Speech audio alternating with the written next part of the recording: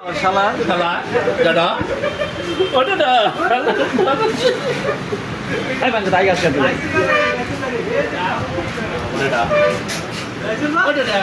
যেটা সুমা দেছে লাগাই দিয়ে না ছবি আমি ইয়ে করি ভিডিও করি রাইস ভাই বলাই না দাদা খাবে না হলু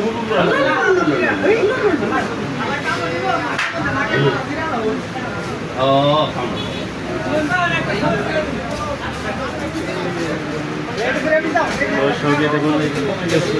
স্মার্ট সাপুরে না আলা সামনে ঘুরতে যাও বিদেশি সাপুরে আমরা ভাইরাল হয়ে গেলাম